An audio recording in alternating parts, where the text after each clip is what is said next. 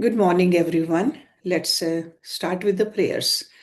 Om Guru Brahma, Guru Vishnu, Guru Devo, Maheshwara, Guru Sakshat Parbrahma, Tasmai Shri Guruve Namah. Om Bhur Swaha Tat Savitru Bhargo Devasya Dhimahi Dhiyo Yo Nah Prachodayat Asto Ma Sadgamya तमसो मा ज्योतिर्गमय मृत्योर्मा अमृतं गमय ओम सहनावतु सहनौ भुनक्तु सह वीर्यं करवावहै तेजस्विनावधीतमस्तु मा विद्विषावहै ओम शांति शांति Shanti Om. Let's open the 10th book in the series of Shri Yog Mahadivya Ramayana, Hindu धर्म का इतिहास. And we are learning, actually it's a summary. The itihas is so big, so it's just like a small summary which is written by our Guruji. And Doha and Chapai in poetry. So let's open at verse number, the Doha number actually, 7376. That's where we ended our last week's class. Dushyant और उसके पुत्र आर्य कुलभूषण सम्राट भरत का वंश. भरत भया दुष्यंत से, भारत का सम्राट, दिग्विजयी ये था भया, यशस्वी राज विराट.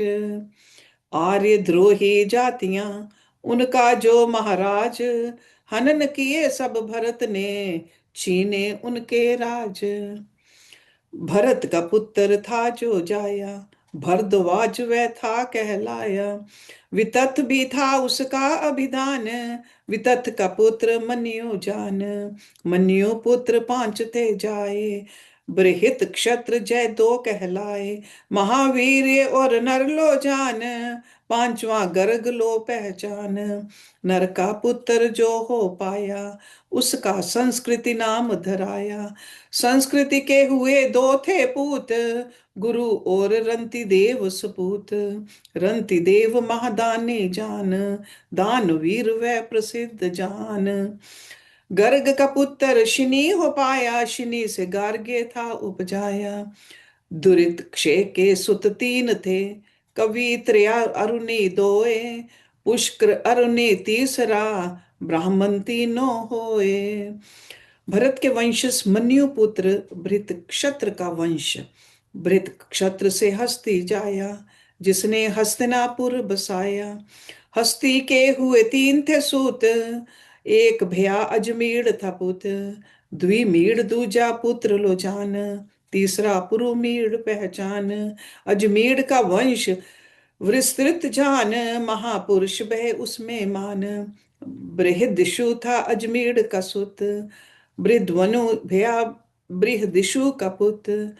बृहत काय उसका पुत्र जान, उसका फिर जयद्रथ पहचान. जयद्रथ का पुत्र विशद था मीत, विशद का सेन जित लोचित. चार सुत सेन जित के जाए, वत्स व काश्य दृढ़ हनु कहाए. चौथा सुत जो उसका जाया, रुचि राक्ष उसका नाम धराया. रुचि राश्व का जो वंश था, उसका करें बखान. रुचि राश्व का सुत पार था, पार के दो सुत जान. उनके नाम यहाँ कहें, नीप और पृथुसेन. नीप से ब्रह्मदत्त भया, उससे विश्वक सेन. ब्रह्मदत्त था योगी महान, उसका पुत्र भी योगी जान. विश्वक्सेन उसका अभिधान, योग शास्त्र का रचयिता मान. उदक स्वन विश्वक्सेन का पुत्र, और उसका था भल्लाद पुत्र. मृदुपु के वंश का कीन बखान, अब नील के कुल का करें बयान. नील के पुत्र का शांति था नाम, शांति के पुत्र का सुशांति नाम. सुशांति का पुत्र पुरुज लो जान, और पुरुज का अर्क पहचान. धमेराश्व भया अर्क का सुत, धमेराश्व के भय पांच थे पुत।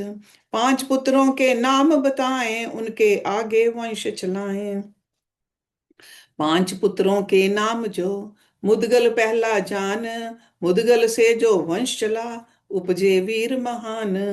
यवि नर और कंपिल्य, दो पुत्र ये जान। बृदिशु और सुंजन जे, इस विद पांचों मान।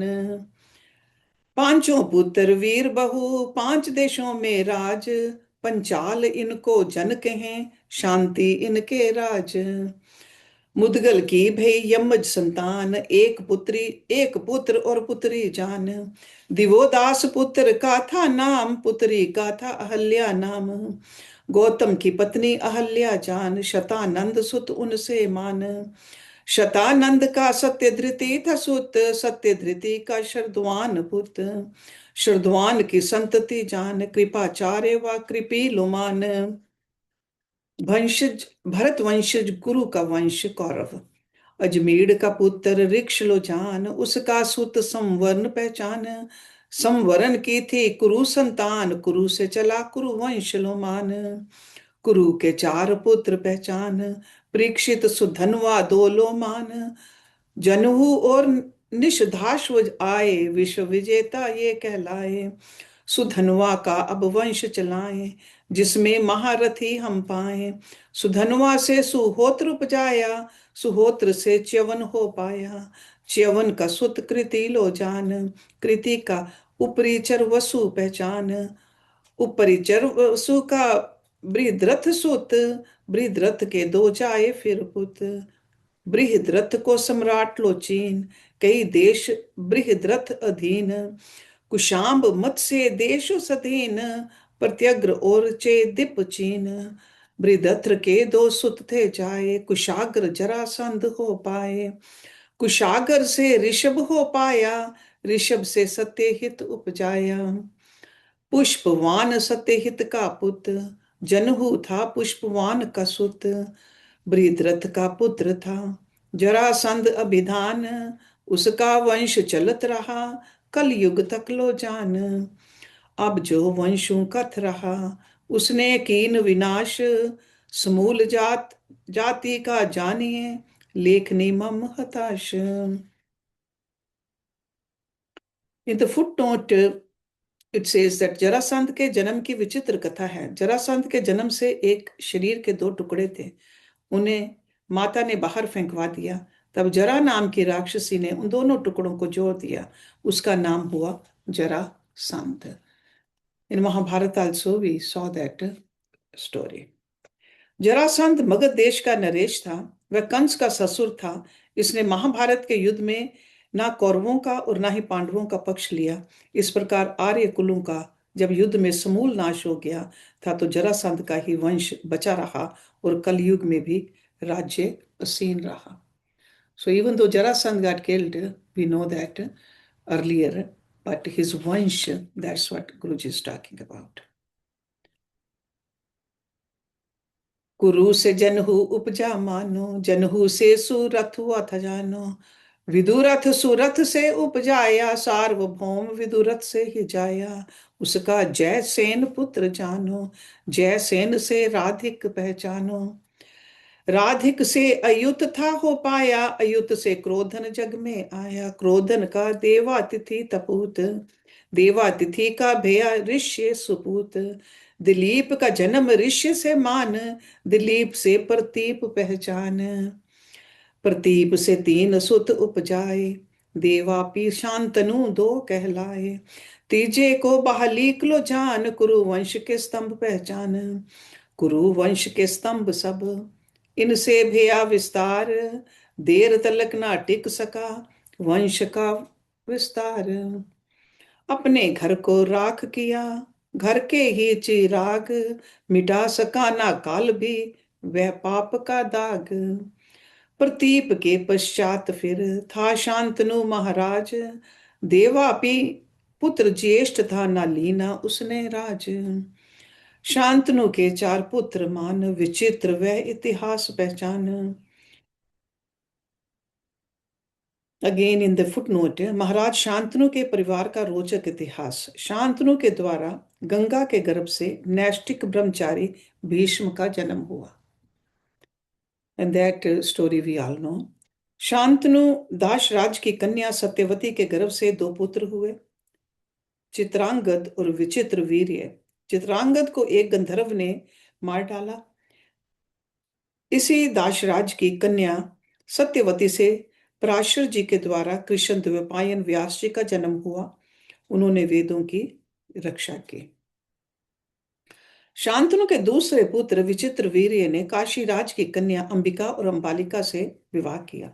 विचित्र वीर्य राज यक्ष्मा रोग से मृत्यु को प्राप्त हुआ।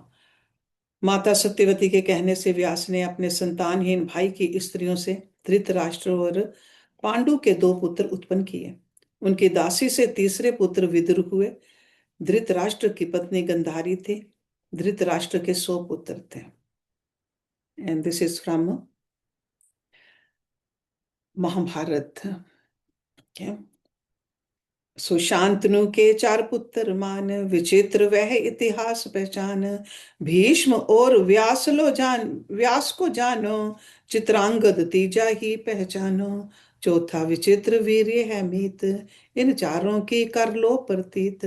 विचित्र वीर्य की संतति जोए, धृतराष्ट्र पांडु विदुर थे सोए। धृतराष्ट्र के 100 जानो पूत, दुर्योधन सबसे बड़ा सुपूत। पांडु की थी 5 संतान, युधिष्ठिर भीम अर्जुन जान।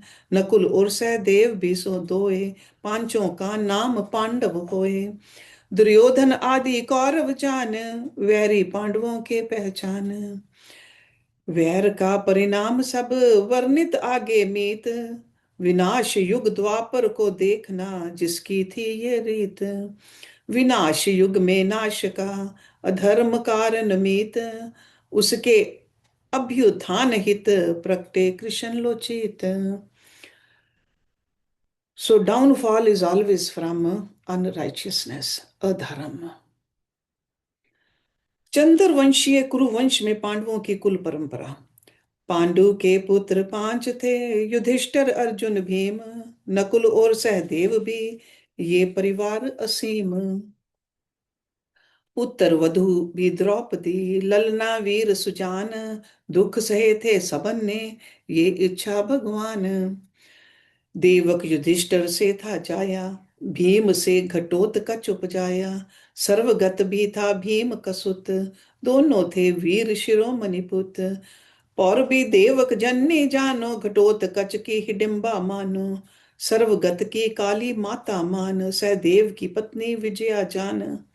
सहदेव का सुहोत्र भया था पुत, विजया माँ से भया वसुत।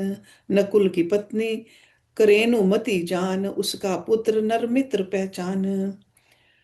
अर्जुन पत्नी उली की मानो, नाग कन्या एक उसको जानो। उसके गर्भ से था इरावान, अन्य पत्नी से भब्रू वाहन। अर्जुन पत्नी सुभद्रा जान, उससे अभिमन्यु वीर महान।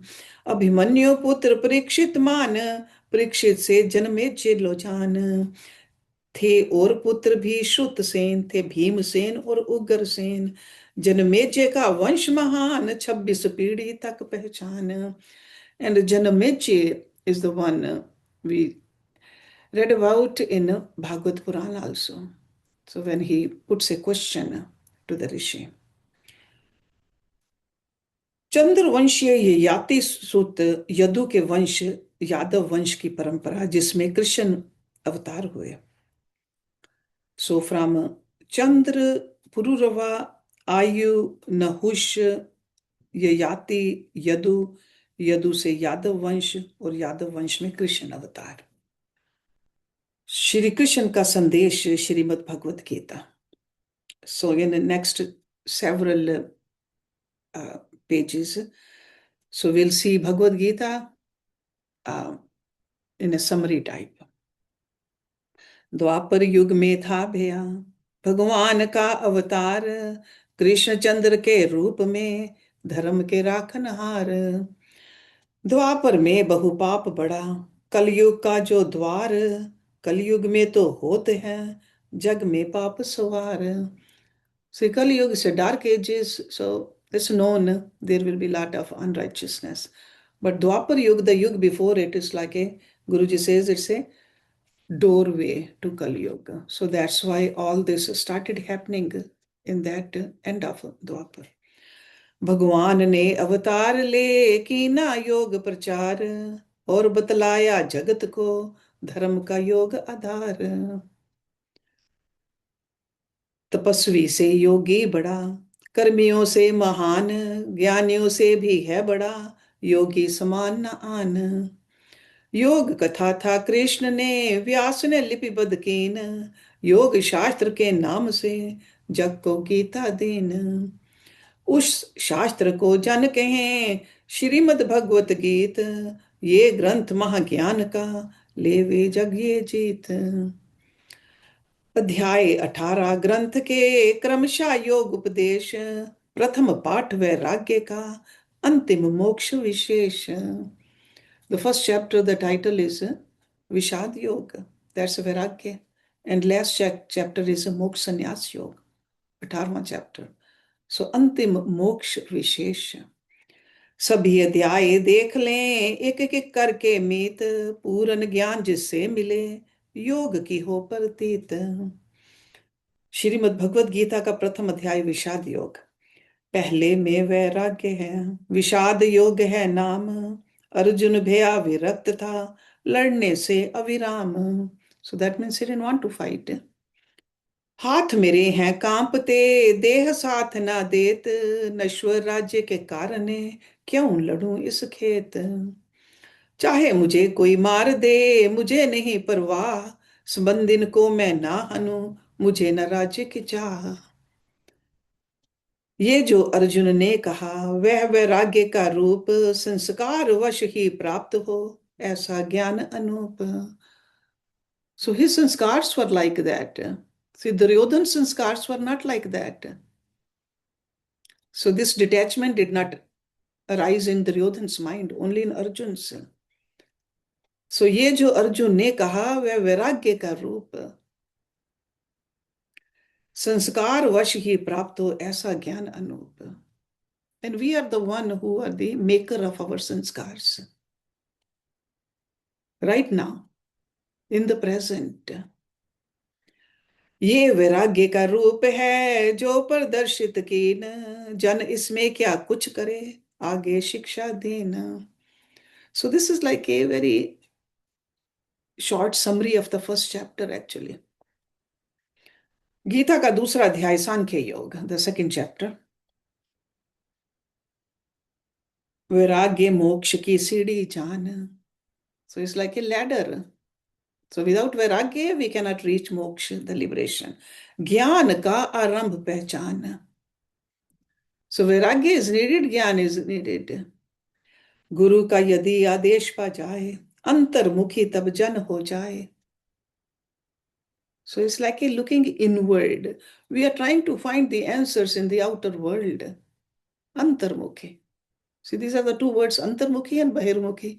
Bahirmukhi is extrovert, antarmukhi is introvert. So Guru ka yadi adesh pa jaye. See, this is what Guru says. Satguru says, go inward. Clean yourself, your mind, calm yourself. Your personal world is all inside. You just keep on moving into the outer world, looking for something. असत से सत की और हो रुख, अंतर में मिले जन को सुख. असत से सत, from non-real to real, from temporary to permanent. अंतर में आत्मा का है वास, उसे निरख भय ज्ञान प्रकाश. That light of knowledge is right inside, and that's what we need to look for.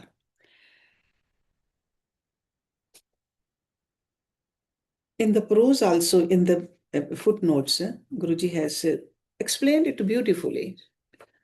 He said, द्वापर युग में प्रभु का श्री कृष्ण रूप में अवतार लेना और श्रीमद् भगवद गीता के माध्यम से योग शास्त्र उपनिषद का उपदेश संसार को देना उस युग की परम उपलब्धि है. विद्वानों का मत है कि इस जैसा ज्ञान संसार में अन्यत्र नहीं। गीता शास्त्र के इस महत्व को देख निम्नलिखित पंक्तियों में उसके सभी 18 अध्यायों का पुनः सिंह अवलोकन कर रहे हैं, जो इस प्रकार से है। श्रीमद् भगवत गीता के अनुसार जीवन का ध्येय मोक्ष है। So goal of life is liberation. देखें गीता का अंतिम 18वां अध्याय मोक्ष संन्यास। मोक्ष साधना का आरंभ वैराग्य से होता है, अर्थात संसारिक कर्मों से गलाने। देखो गीता का प्रथम अध्याय विषाद योग। सो इफ दिस वैराग्य has not sprouted in our own mind, that means we haven't started on this journey yet. संसार असत्य है तो उससे ग्लानि होने पर सत्य की खोज आवश्यक है। देखो गीता का दूसरा अध्याय सांख्य ज्ञान योग।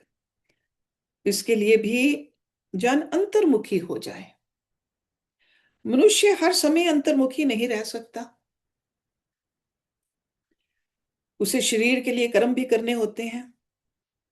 And we often talk about it and people give this justification.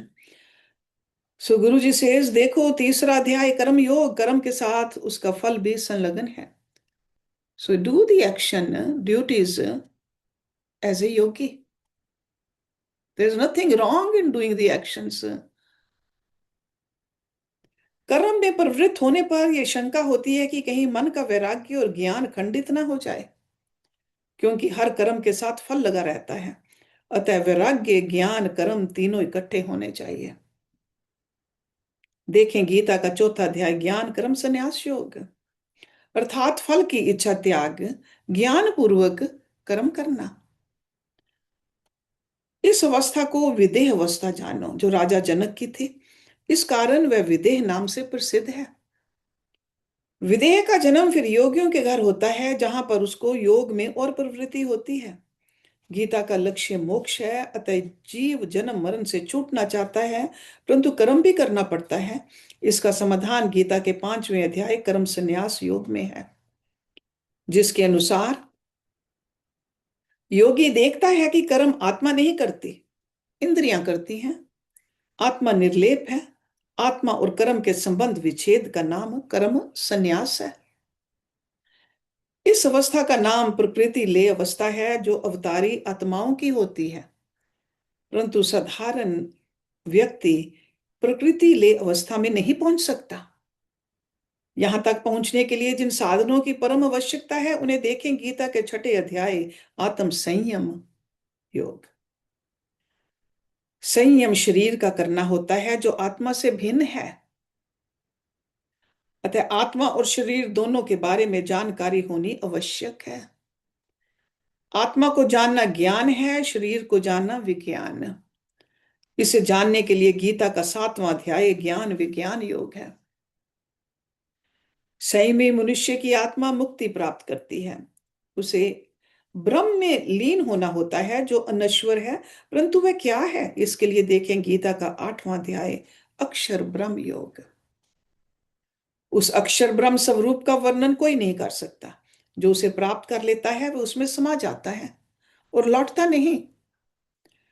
अक्षर ब्रह्म योग की साधना जन साधारण के लिए संभव नहीं। क्या मुक्ति का कोई सरल मार्ग नहीं? वह है गीता का 9वां अध्याय राज विद्या राज गुह योग। इसमें 5 प्रकार के अभ्यास हैं जो सभी कर सकते हैं। वे निम्नलिखित हैं। राज विद्या योग, ईश्वर को सर्वव्यापक देखना, भक्ति में नित्य युक्त रहना, सकाम भक्ति ना करना, सर्व कर्म ईश्वर अर्पित करने, अनन्य भगत होना। इस योग का नाम राजगुह इस कारण है क्योंकि इसकी अधिक चर्चा द्वारा ये पखंड मार्ग भी हो जाता है।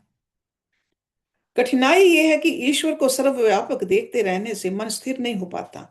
मन ईश्वर में स्थिर रह सके, इसके लिए देखें गीता का 10वां अध्याय विभूति योग, जिस द्वारा जगत में सर्वत्र मिलने वाली ईश्वर की विभूतियों में से किसी एक पर चित्त स्थिर हो सकता है। अनन्य भगत की तुष्टि विभूतियों को देखने से नहीं हो पाती, वह ईश्वर के साक्षात दर्शन करना चाहता है। इसके लिए देखें गीता का 11वां अध्याय, विश्व रूप दर्शन। विश्व रूप दर्शन गुरु की कृपा और शक्तिपात से संभव है, जैसा कि श्री कृष्ण ने अर्जुन को अपनी शक्ति से युद्ध भूमि में विराट स्वरूप के दर्शन करवाए। इस कृपा को प्राप्त करने के लिए देखें गीता का 12वां अध्याय, भक्ति योग। इस भक्ति के प्रभाव से भगत ईश्वर को जान सकता है, देख सकता है, उसमें प्रवेश भी कर सकता है। ऐसी अनन्य भक्ति किस प्रकार संभव है, इसके लिए देखें गीता का 13वां अध्याय, क्षेत्र क्षेत्रज्ञ विभाग योग।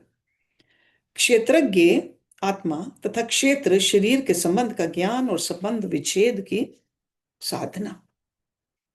शरीर और आत्मा के बंधन का क्या कारण है, इसके लिए देखें गीता का 14वां अध्याय, गुण त्रय विभाग योग, और जाने कि किस रीति से आत्मा उस बंधन से छूट सकती है और आत्म दर्शन हो सकता है।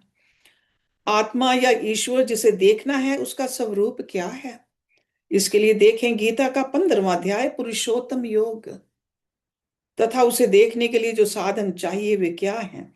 ईश्वर दर्शन के लिए भगत में कौन कौन से गुण होने चाहिए, इसके लिए देखें गीता का 16वां अध्याय, देवासुर संपद विभाग योग। देवी गुणों को प्राप्त करने के लिए मन में जो श्रद्धा होनी चाहिए वे क्या है, इसके लिए देखें गीता का 17वां अध्याय, श्रद्धा त्रय विभाग योग। भक्ति और श्रद्धा का फल क्या होगा, इसके लिए देखें गीता का अंतिम 18वां अध्याय, मोक्ष संन्यास योग। जब भगत मोक्ष की कामना से भी मुक्त हो जाता है तब वह पूर्ण काम हो जाता है।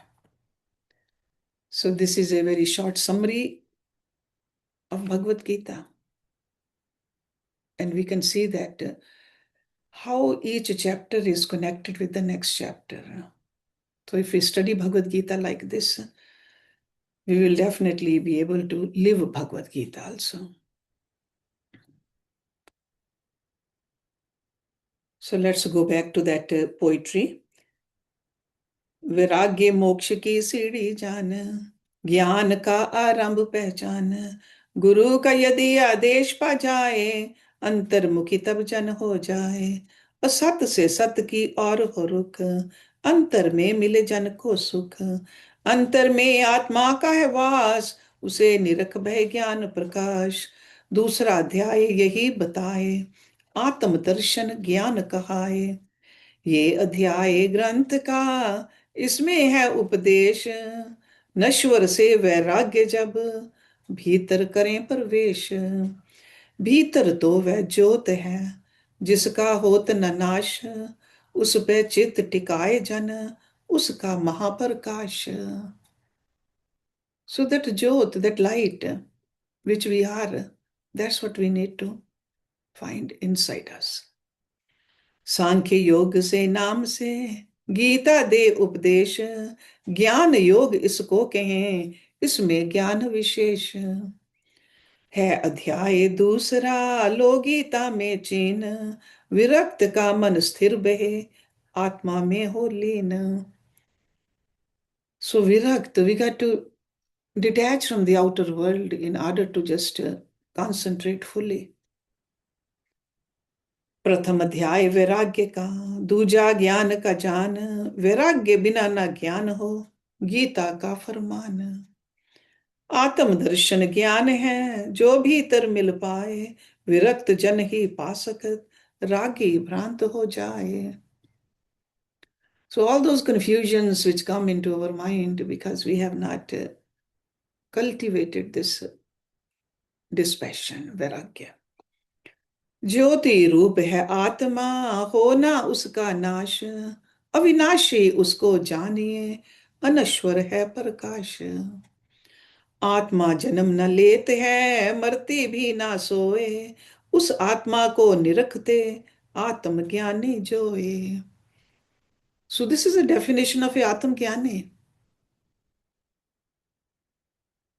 आत्मा को ना काट सके, आग भी ना जलाए, आत्मा को जो देखता ज्ञानी वह कहलाए।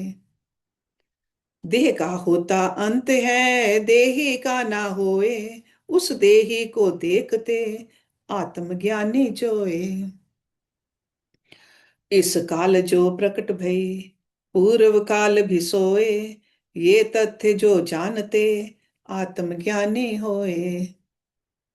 आत्मा को ही निरखते, सर्व विश्व में जोए, भेद भाव ना मानते, आत्मज्ञानी सोए। See, we want to become Atmajnani. So in each one of these dohas, he has explained who is a Atmajnani. आत्मा को ही निरखते, सर्व विश्व में जो है, एवरीवेयर इट्स ओनली आत्मा। भेदभाव ना मानते,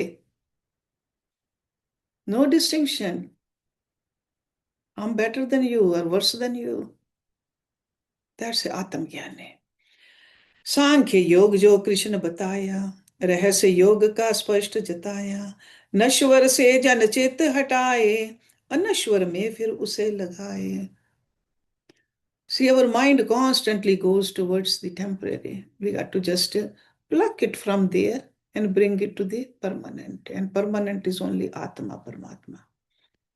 अनश्वर ही है स्वरूप हमारा, चित्त का वही स्थिर सहारा. So that substratum has to be, that foundation has to be sthira.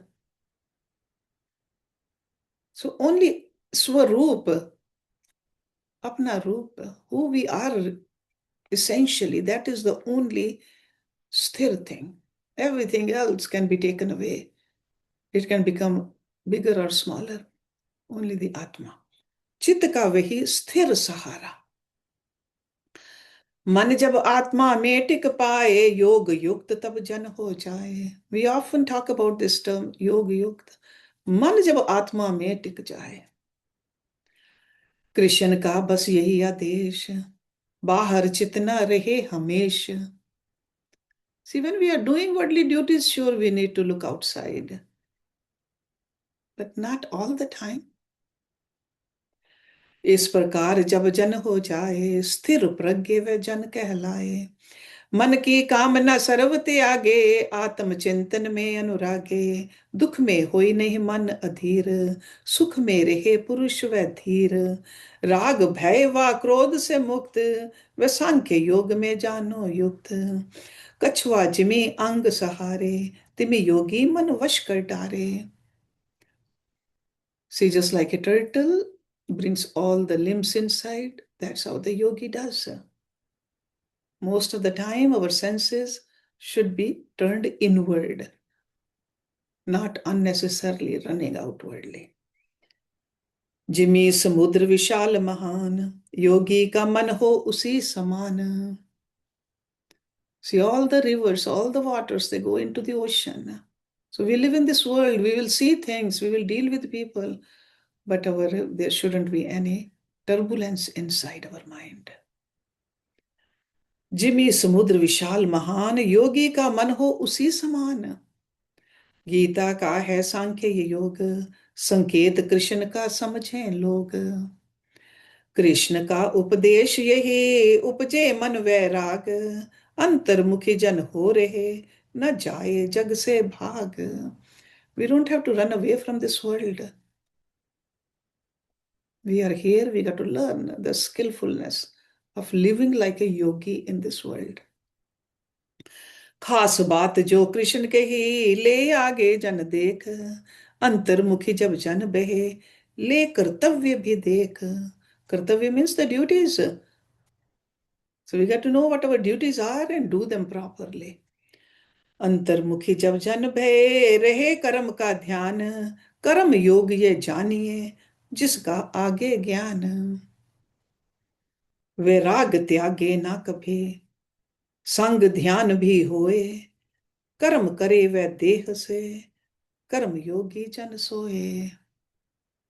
So कर्म योगी, वैराग्य त्यागे ना कभी. So detachment from the world, and that really means detachment from the results also. Okay. संग ध्यान भी होए, remembering God all the time also. कर्म करे वह देह से, body is doing the actions. Always remembering that. कर्म योगी जन सोए. कर्म योग का ज्ञान जो कृष्ण दीना जग आए, विलक्षण ही वह ज्ञान है. मोक्ष का जान उपाय। कर्म से बंधन होते हैं, कर्म योग से नाहे, ये भेद जो जान ले, मुक्त जीव हो जाए। You should always remember this. कर्म से बंधन होते हैं, कर्म योग से नहीं. So more and more our actions, when we convert into a karma yoga, we are really loosening all the knots which we have created in the past also, and now we should be careful not to tighten those knots. सो कर्म से बंधन होता है, कर्म योग से नाही, ये भेद जो जान ले, मुक्त जीव हो जाए. कर्म योग और कर्म में भेद क्या है मीत, वैराग्य सहित जो कर्म है, कर्म योग लोचित. So will end it over here and start with this तीसरा अध्याय कर्म योग नेक्स्ट वीक. ओम पूर्णमदा पूर्णमिदं पूर्णात् पूर्णमुदच्यते पूर्णस्य पूर्णमदाय पूर्णमेवावशिष्यते. ओम शांति शांति शांति. ओम. Thank you very much for joining.